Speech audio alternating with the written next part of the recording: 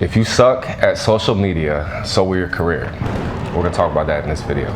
Hey man, I really like your work. You're really good at what you do. Where can I find you? What's your Instagram? I wanna follow you. I'm not really into like the whole social media thing like that. Like I think my talent speaks for itself. Oh, okay, you just do this as like a hobby or something? No man, I do this like for real, for real. I'm about to blow up this year. Watch.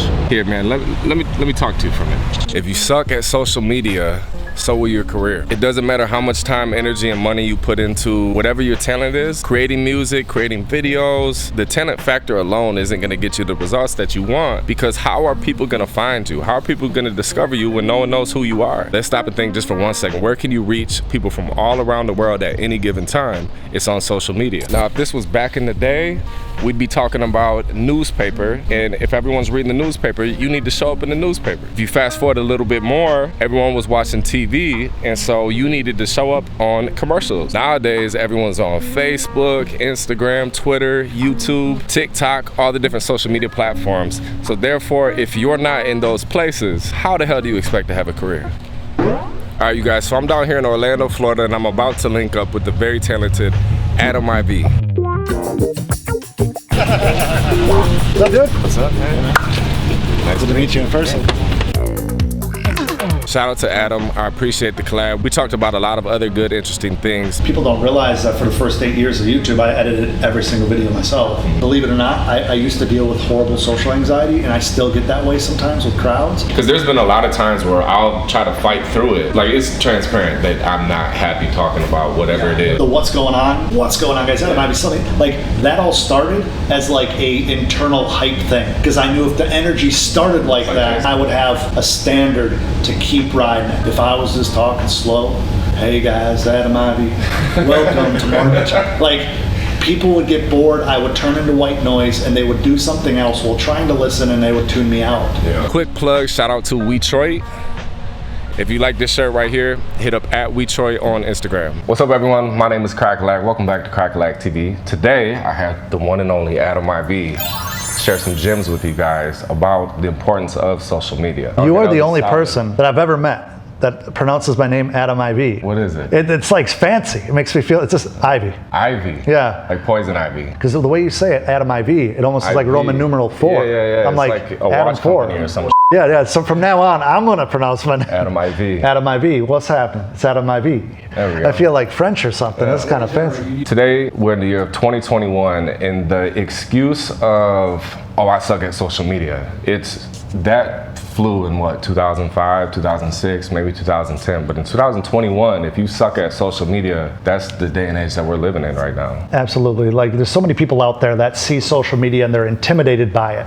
Whether you're just starting to make music, whether you've been making music for 10 years, the importance of social media doesn't look like it's really legitimate up front, because you're like, well, I may need to make music, I need to build a brand, right. I need to be this guy that's going to be the next Lil Wayne, the next Drake, the next Ed Sheeran, if you're not into hip hop.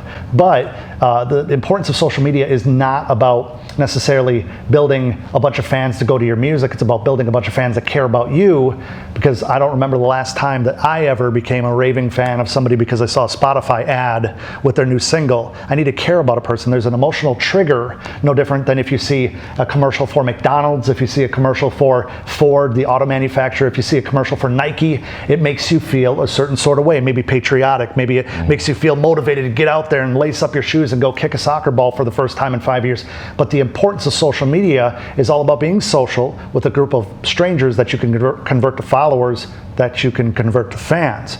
And so there's so many people out there that just look at the craft. They just look at what they want to fill the shelves with in their store, but they don't care about the store itself. So they have this huge product pile of songs, of music videos, of songs written, recordings, all these different engineering sessions, maybe if you're an engineer. Yeah. And they expect people just to discover them, like they're standing at their living room window waving at cars, and people are just stopping in their driveway to buy whatever they're selling. And it doesn't work like that anymore. Right. It used to at one point, maybe because it had such a low competition rate, because nobody was on MySpace in the beginning. Right. Nobody was using Facebook when it was just for college students. So if you went on there and promoted your music, oh, there's somebody promoting music when everybody else is talking about their college activities and stuff like that. But now it's a necessity. Right. I think this is a reason why talent doesn't excite me, because I know that I've seen just in my studio in Lansing, Michigan, some of the most talented people come in and they make a banger, and I don't get excited because I know that no one's ever going to hear the song because they don't understand social media. They don't understand creating and putting out content around this product, which would be the song or whatever it is, and actually luring people in to be interested or give a when you actually put the song out. So many times people look at the music as if that's what defines them. They are attached to the identity of a song today. They're attached to a sound that they have within the projects that they're working on now.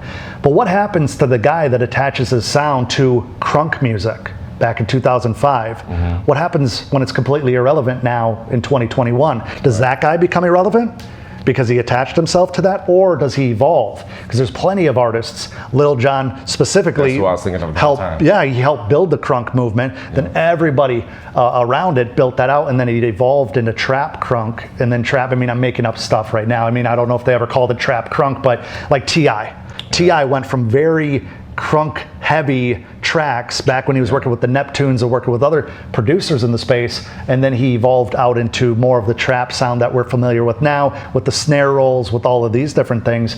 And you have to evolve, and that really is predicated on who you are to a bunch of strangers, like I said, because if they feel attached to you, it doesn't matter if you're Machine Gun Kelly who went from hardcore rapper to like emo rocker now, people are going to continue to follow you. Look at Taylor Swift with all the Swifties making relatively traditional modern country music a decade ago. And then she said, you know what, I don't want to make country anymore. It doesn't feel like me. I want to change over to pop. There's some people that weren't very happy with her, but a lot of people went with her. And that's why she is who she is now, coming back with the record recently, Willow, which is more of a country record.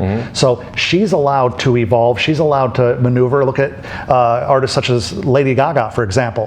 How many times has her sound changed? You know, she has a soundtrack record that did huge numbers with Bradley Cooper. With the Shallow record, right? And that's not what people were knowing her for when she was doing the Telephone track, when she was doing tracks with Beyonce and who knows what, doing all these dance records. She did projects with not Frank Sinatra, but Tony Bennett, for that matter. But that's because people are attached to her as a brand, and social media built that for her. You can have a whole lot of product, you can have a whole lot of songs, you can have a whole lot of work that's there. But if I hold a hard drive right now and say that this is the most amazing collection of music that you've never heard, how do you access that hard drive? How do you get people to trust that you're telling the truth? You have no track record if you're not on social media. If you don't have any visibility, how are you going to be heard? Right. Because music doesn't magically land on playlists because it's good. Now, don't get me wrong. We do have outlying situations where somebody might have their first, like Olivia Rodrigo with the driver's license song, and I believe I'm pronouncing that correctly. Kind of came out of nowhere. There's some stuff behind the scenes. I think she was like a Disney teen way back a long time ago, but she has this driver's license song that goes crazy, and it goes crazy because of social media. It goes crazy because of TikTok. Now it's in commercials. All these celebrities are lip syncing it, playing it, sharing it, loving it. She comes out with an album, probably did more numbers than most traditional artists because of social media. So, not trying to hijack this video.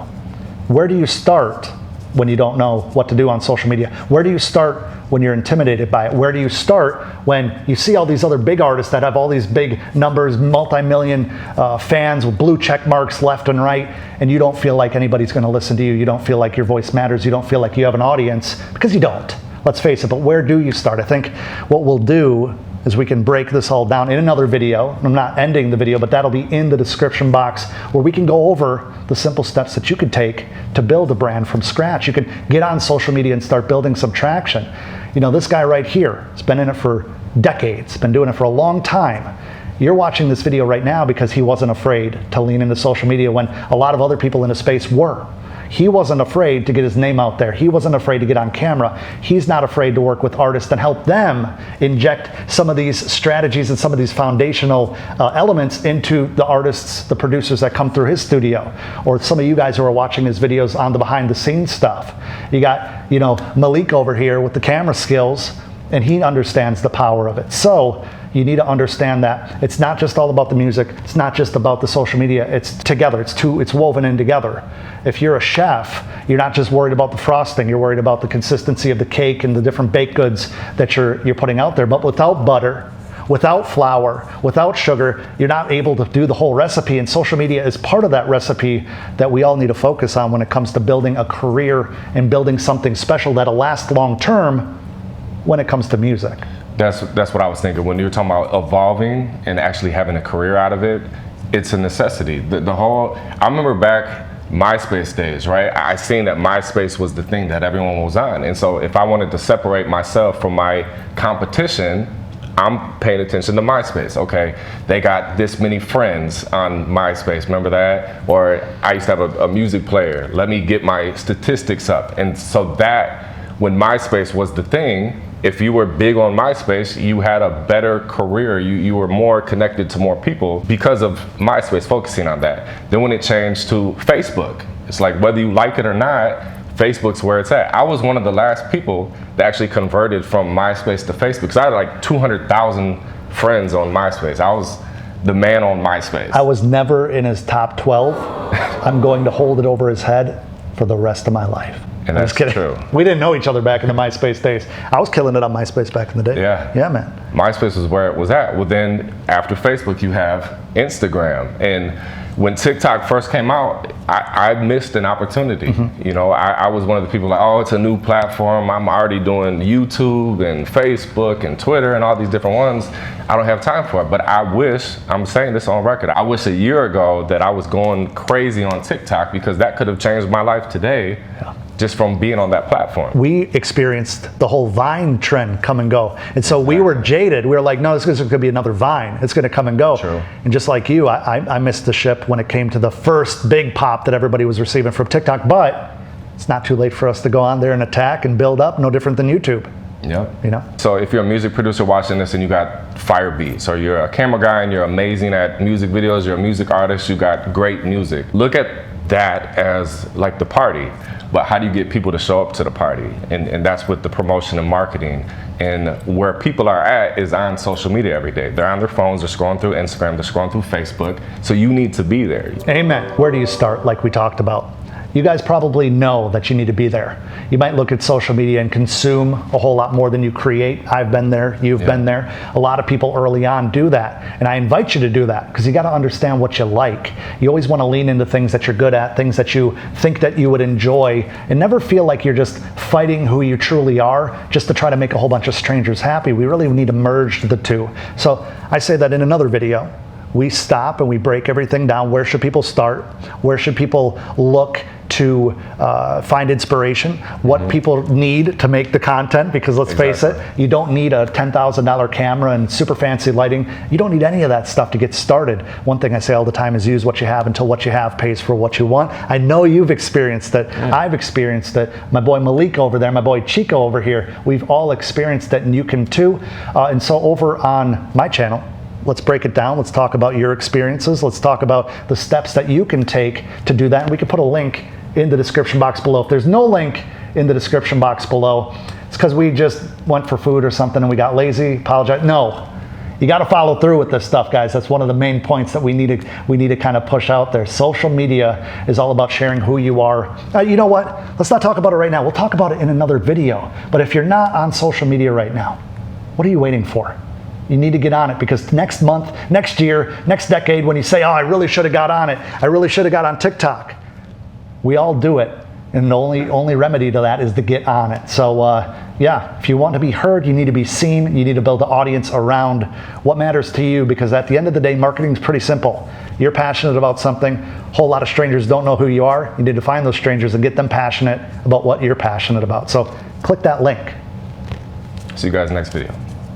I wasn't trying to debo you. I'm sorry. Sometimes I get on a roll. I'm like, in the back of my mind, I'm like, I need to shut the f*** up and let him talk.